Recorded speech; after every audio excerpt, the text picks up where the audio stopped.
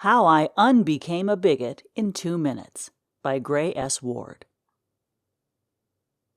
The incessant ringing of the unanswered phone was very disruptive to the meeting. Frustrated, I got up and answered it. The caller had a heavy Spanish accent and asked if I spoke Spanish. "No, I am sorry, but I can try to help," I replied. "I want to speak to someone who speaks Spanish." "Well, we are communicating right now. Maybe I can help." "No, I want to speak to someone who speaks Spanish," he said, and there was a sense of entitlement in his voice. Whatever, I told myself. I didn't have time for this. I told him to call back in an hour and hung up on him. We seemed to have communicated perfectly. I didn't quite understand why people didn't freaking learn English when they came to this country. To each their own. I went back to the meeting. The day just kept going downhill. I felt like I was falling, just like Alice in Wonderland. I decided to treat myself and ordered DoorDash, this amazing app that no one can live without. App said door-to-door delivery in 20 minutes. A light at the end of the tunnel, almost like the beautiful garden Alice saw through the passage, and I dove back into the insanity.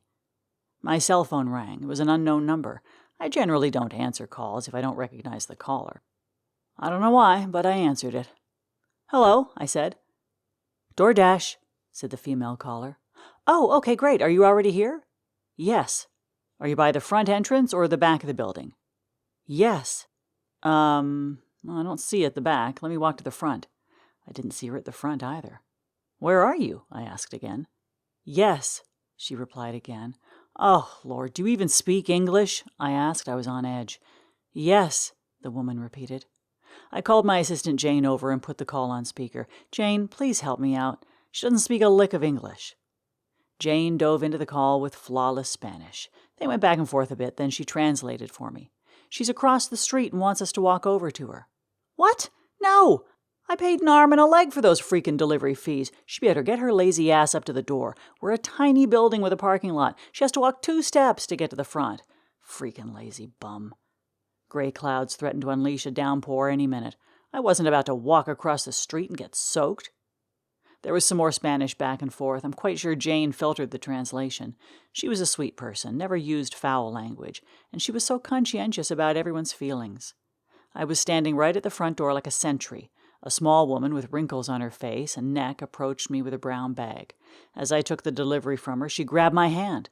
I tried to pull back, but she locked on with a tight grip. There was a sharp prick on my wrist. Then she blew some fine dust on my face. I choked. The world around me was spinning, and I couldn't breathe. She let go of my hand, and the crazy spinning stopped, and oxygen filled my lungs again. "Psycho! Get off me! Go back to where you came from." Her dark eyes glared at me, and her mouth mumbled something. She scared me, but I didn't want her to know it.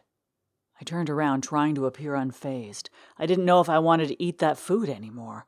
I walked past the staff. I couldn't understand what they were whispering. I walked past Jane's desk, gave her a thank you smile, and went into my office. There was a knock on my door. "Come in." Jane came in wide-eyed. She was muttering something I couldn't understand. "Jane, what freaking language are you speaking to me? You know I don't speak Spanish." Her blue eyes got wider, and she looked scared. "Why are you speaking English? You know it is forbidden. We can all get into serious trouble," she said in English. "What are you rambling about? I was going to lose it on her, too. I love her, but this was just too much nonsense on a busy day. I was dying to dive into the cheese fries. They looked like they were already cold." "Nancy," she said to me, "I respect you and would do anything for you. I'm not sure what just happened, but you're going to get us both fired." "Okay, I'll bite. Why are you speaking English, then?" "I don't know, but when I spoke Philo, you didn't understand and got mad. They're going to be here any minute for the inspection. You don't look right. Are you going to be okay?" I froze for a second. What the hell was Philo? Something wasn't right. I couldn't understand anything they were saying at the front. The walls were paper thin, and I always heard the staff's conversation outside my office. I looked at Jane. Panic must have been apparent. She looked back at me with concern. "Jane, you really aren't messing with me?" I was fighting nausea. There was a bit of a commotion at the front, and then pin-drop silence. "They're here," Jane whispered. "Follow my lead." I nodded. I could hear a male voice, but didn't understand a word. My door opened, and a bunch of people wearing expensive black suits strode in like they owned the place. They were all looking at me. It looked like they had asked me a question. I stood up silently, unable to speak. I could hear Jane speaking gibberish. I flinched as the leader barked at me. They turned around and left the office. Jane stayed behind. "I told them you have a cold and your voice is gone," she whispered in English. "They're going to take you to the infirmary. I don't know what else I can do to help you."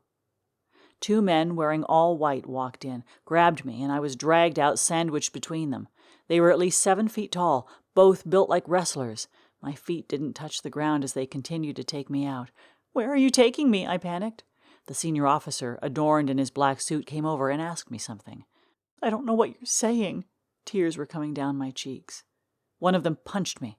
I wanted to double over in pain, but couldn't since I was still suspended by the giants. I just screamed. More gibberish and a lot of laughter. Another punch. This one I expertly blocked with my eye, and then another blocked by my lip. I was dragged outside, my heart pounding. I could hear the pulsation in my ears. My fear had total control, and I was powerless between the 2 lumberjacks. I was kicking frantically. I had no understanding of what was going on. A crowd had gathered outside. They were yelling and waving their fists like maniacs. I couldn't understand what they were saying. I looked around, yelling and screaming for help. I saw Jane, sobbing, unable to do anything for me. Her meticulously kept red hair was loose over her shoulders. I started hyperventilating. As we approached the van, I saw the DoorDash delivery woman with her hardened face. She was glaring at me with a smirk on her face. I screamed at her for help. "You did this. I don't know how, but you did this. I am so sorry. Please fix it. I am sorry. Please, I'm begging you. Don't let them take me. I don't know what's happening." The DoorDash woman lifted her fist and threw red powder everywhere. It looked like Diwali in India.